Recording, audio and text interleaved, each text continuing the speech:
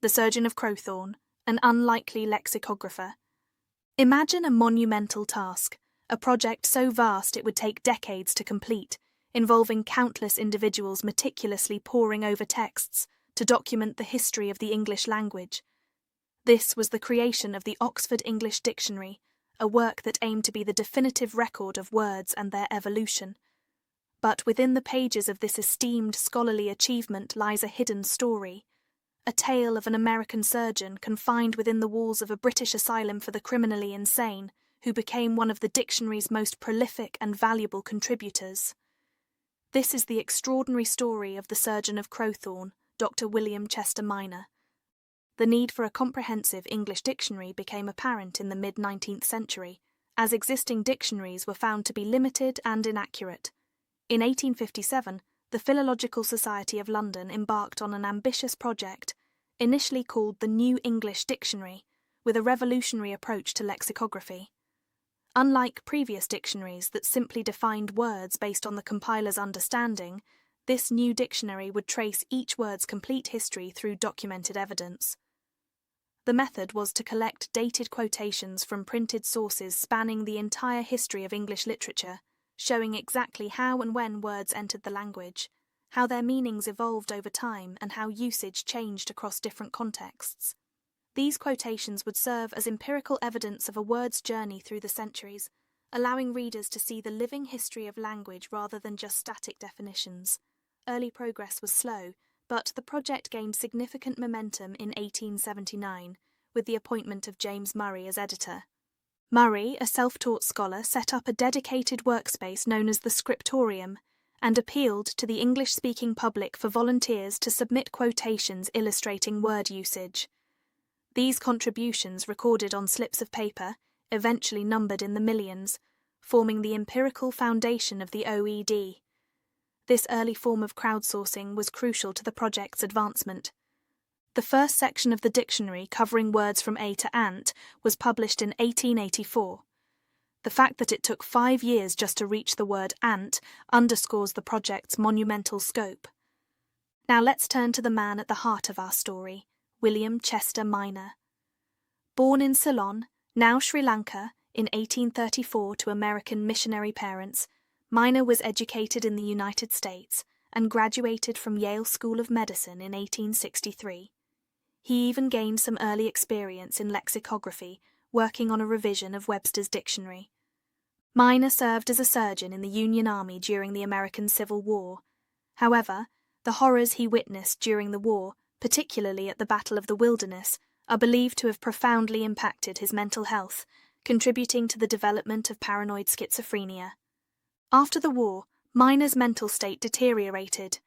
Seeking a change, he moved to London in 1871. Tragically, in 1872, suffering from intense paranoid delusions, he fatally shot an innocent man, George Merritt.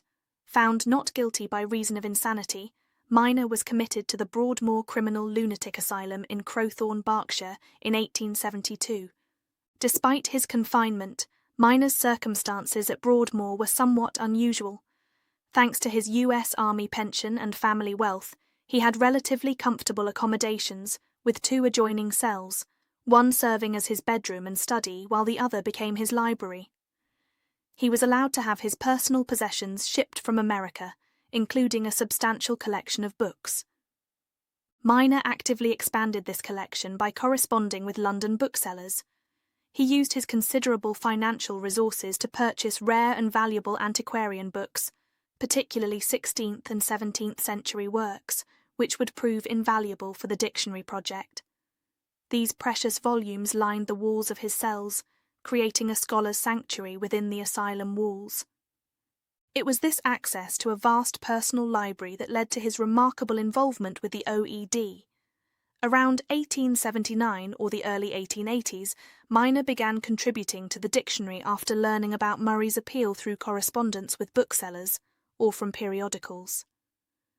His approach to research was methodical and uniquely effective. Unlike other contributors who noted interesting words as they encountered them, Minor developed a systematic approach. He would create detailed indexes of the books in his collection with page references for particular words, allowing him to quickly locate examples of specific terms when needed.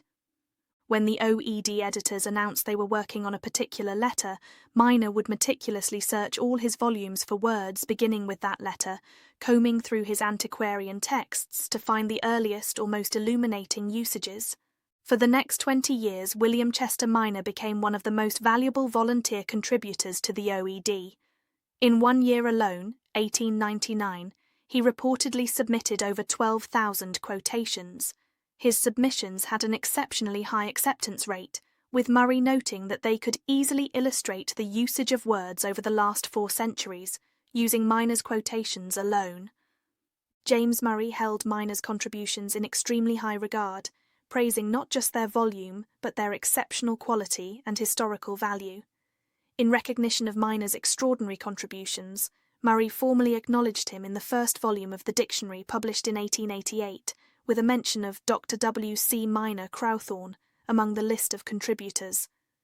For many years, James Murray corresponded with Dr. W. C. Miner without knowing his true identity or that he was an inmate at Broadmoor. From their scholarly exchanges, Murray assumed Miner was either a practicing medical doctor with literary interests or perhaps a retired surgeon with ample leisure time. Intrigued by this prolific and erudite contributor, Murray eventually decided to meet him. In January 1891, years into their collaboration, Murray visited Broadmoor. Upon arrival, he asked to be directed to Dr. Miner's office, expecting to meet a staff physician. The superintendent looked puzzled and replied, "I think you must be under some mistake, sir. There is no one of that name employed here." When Murray explained he was looking for Dr. W. C. Miner, who had been sending thousands of quotations from Crowthorne, the superintendent's face cleared. "You mean our Dr. Miner? Of course, I'll take you to him right away. But you must understand, Dr. Miner isn't on our staff, he's one of our patients." Murray was utterly astonished to discover that his most valuable contributor was not a fellow academic, but an inmate at the asylum for the criminally insane.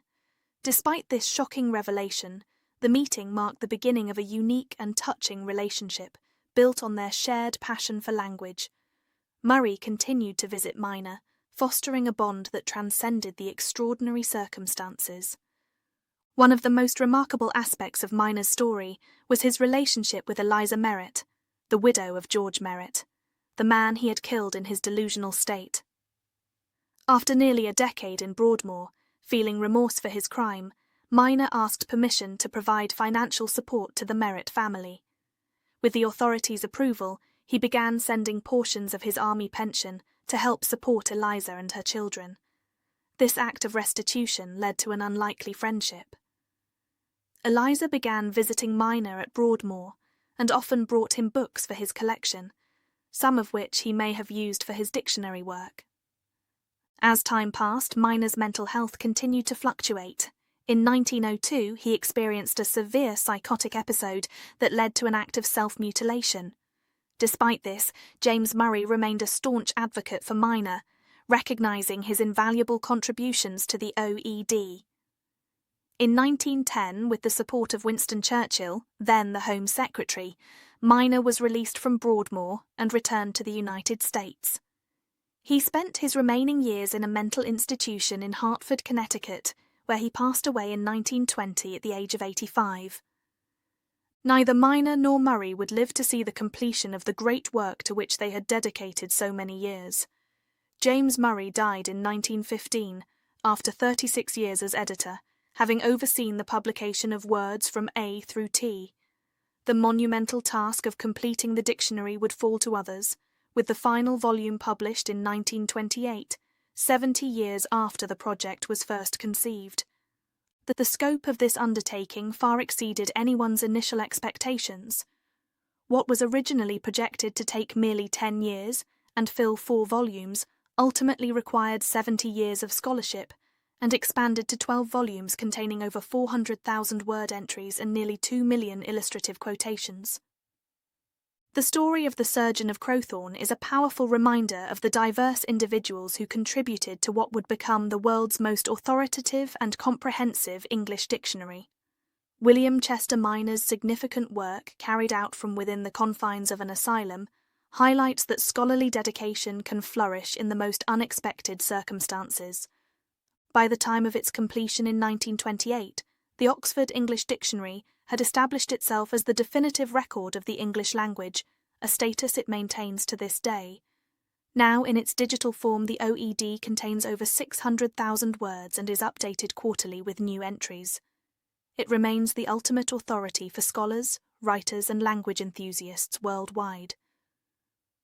The story of its creation and the remarkable contribution of Dr. William Chester Minor stands as a testament to one of the greatest collaborative intellectual achievements in history, a monument to human knowledge built word by word, quotation by quotation, by thousands of dedicated individuals, including a brilliant but troubled mind, working diligently behind the walls of an asylum.